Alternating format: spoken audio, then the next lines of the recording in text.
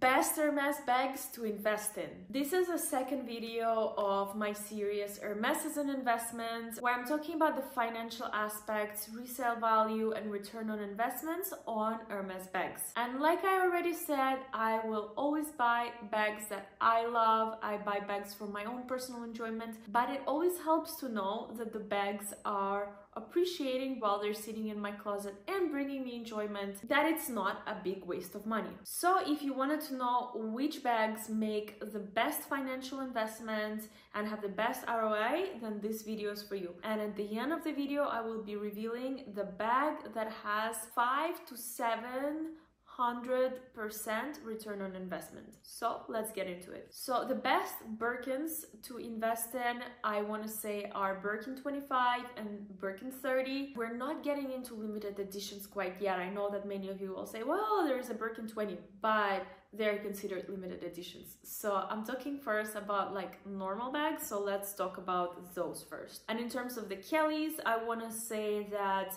the mini Kelly, what I'm holding right here, is the best investment of them all, or also Kelly 25, sometimes Kelly 28, depending on the style, depending on the leather, depending on hardware, color, you name it. Also, I want to say Kelly Pochette is definitely up there, even though Kelly Pochette comes in Swift, and we all know that Swift is not the best leather for investment purposes, like I talked in my last video. But Kelly Pochettes are so rare, first of all, and they used to make them in Swift. They don't really make them anymore, and so Swift leaves it the only normal leather as a non-exotic leather that Hermes will usually make Kelly Pochettes in, so we will tolerate Swift when it comes to Kelly Pochettes. Now there are some other bags like Kelly Dance, Kelly Elan, that make okay investments and they will hold their value, but they're not the best investments, so we're not going to be talking about them in this video, but we would rather concentrate on the normal typical quota bags, classic sizes such as Kelly 25, mini Kelly, Kelly 28, Birkin 25 and Birkin 30. Those 5 are usually like the best investments that you can make depending on the leather. So let's start with the Birkins. Birkins will have the best resale value, the smaller, in brighter colors, so like pink, maybe some blue depending on the blue, like lighter blues, some greens, then of course naturals, black, cray or nata, like a lighter off-white color, or any browns, gold, biscuit,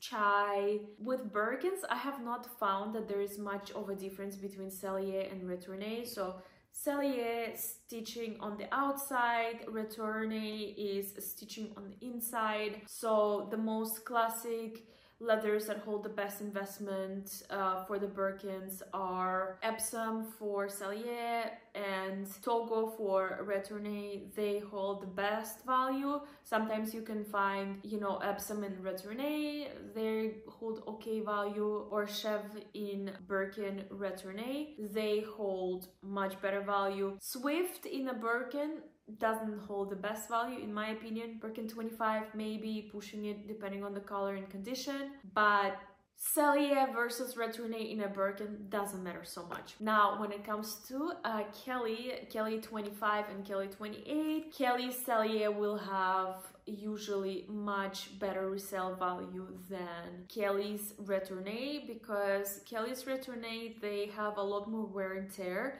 and they're in general less desirable than Kelly Sellier. So that's why if you wanted to buy for investment purposes, I would highly recommend sticking with Kelly Sellier. Again, stitching on the outside, it looks a little bit boxier. And of course, like I mentioned in the video, if you are concerned about the resale value, I would definitely get gold hardware, especially in like larger sizes like a Birkin 30 or a Kelly 28. The gold hardware will get you a few more, like 1 or 2 thousands of dollars more than the palladium hardware. Of course, the condition matters a lot too. We can get into it later, but this is on average. If you want to stay safe, I would say get a desirable color in Mini Kelly, Kelly 25, and Birkin 25. Those are probably like the top resale value. And then when we get to a bigger size, Kelly 28, Birkin 30, it's right on the edge. If the condition is right, leather is right, color is right, hardware is right, you can still make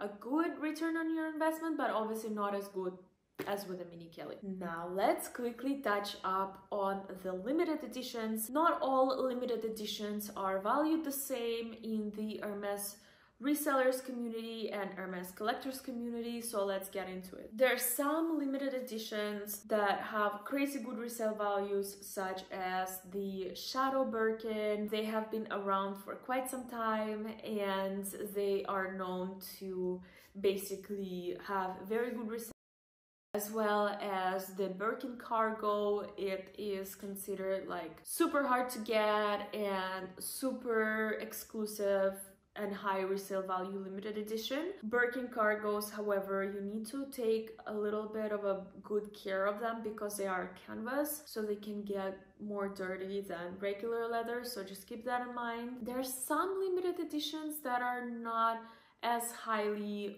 valuable as people may think. Kelly and Birkin Disorder, they have okay resale value, but not as some people make them to be, as well as the tricolor Kellys. Depending on the colors, they can go for more, but there are some colors that are just not as valuable as, let's say, a plain black Kelly or plain like golden gold. Like those will be a little bit more than those limited editions. Again, depending on the size, color, condition, but this is just average. As well as I have noticed, I forgot the names of those limited editions, but it's basically whenever something is painted on a Kelly or a Birkin, like a design, those don't have the best resale value. I want to say classic, hard to get, regular Kellys or Birkins, like, you know, golden gold, black, any pinks, they usually will get a little bit more than those limited editions. Now let's get into exotics. They do tend to increase in value, but because exotics are so expensive,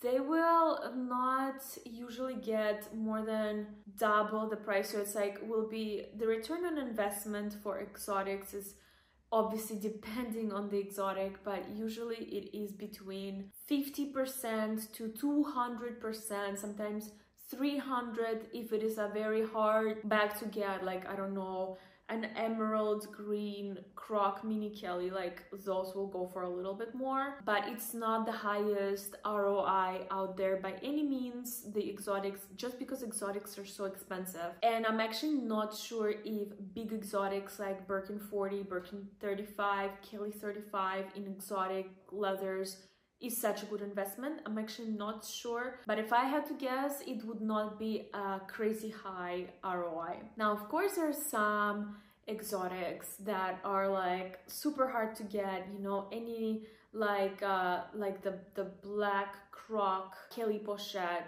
super hard to get, that will get you a crazy ROI. Or the mini Birkin, Birkin 20, they only make them in croc. I have only seen those sold in Europe last year, since it's a relatively new bag and a new size for Hermes. I'm hoping that in this year, 2024, that these mini Birkins will make their way to the US, so we see them sold in the US more. Of course, the Himalayas, the croc Himalaya, any Himalaya will get a very good ROI. If it's a Birkin or a Kelly, even in a bigger size, it will be very good ROI. A lizard ombre, like those are so hard to get. Lizard actually has a better ROI than other bags because it's actually one of the less expensive exotics, but it resells for more. So if you're looking just plainly on ROI, lizard is one of the better investments, but it's also obviously harder to get than the regular croc. And the ombre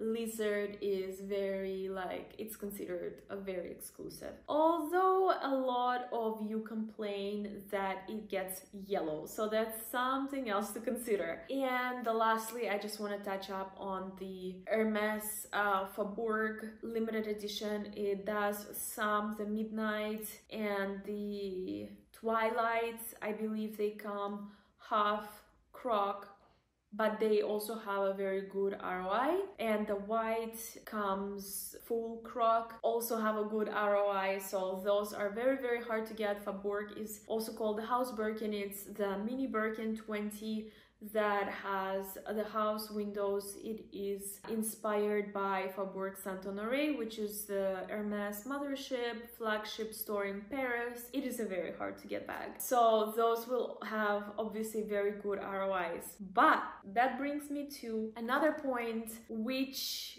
bag has the best ROI in my opinion, and that is mini drum roll, the Hermes Mini Kelly. So Hermes Mini Kelly can have a crazy return, 5 to 8 times return on your investment. Like in Europe, these bags go for, last year, I'm not sure about this year's prices, I don't know them top of my head, but a little bit more obviously. This exact bag in Europe would be 6,700 euros last year, and I got a bag in Europe last year, not in Epsom but in Chèvre leather.